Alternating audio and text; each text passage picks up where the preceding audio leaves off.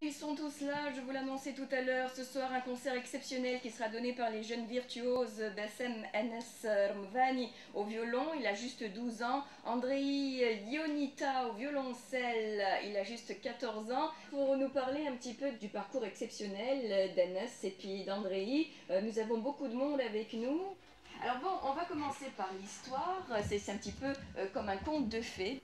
Ta maman, Anas, avant même que tu naisses, hein, elle t'a initié à la grande musique, à la musique classique, puisque tu étais encore dans son ventre, qu'elle te faisait écouter Vivaldi, Mozart, Brahms. Oui, c'est ça. Hein, et il paraît que tu réagissais avec des petits coups de pied quand il y avait des changements de rythme. Oui. C'est ce qu'on t'a raconté. Hein.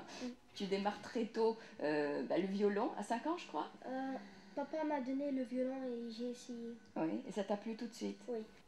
Et justement, il réussit le concours d'entrée à l'Académie Yehudi Menuhin à Londres. Quand on sort de chez Yehudi Menuhin, on est sûr d'avoir un métier dans les mains. Oui. Bon.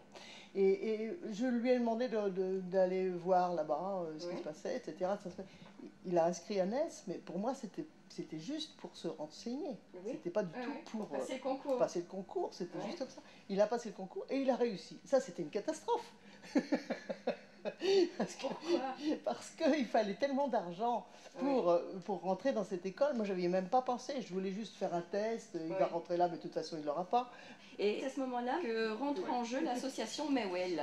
Nous avons tout simplement écrit des lettres et nous avons eu une réponse immédiate de chefs d'entreprise, de personnalités tunisiennes qui ont très vite compris, juste à la suite de la lettre, accompagnée du CV de Anas, qu'il fallait qu'ils réagissent. Et ils ont réagi. Et c'est d'ailleurs avec le concours de votre association aussi que sera donné le concert de ce soir, histoire de remercier tous ceux qui lui ont donné ses ailes pour pouvoir prendre son envol.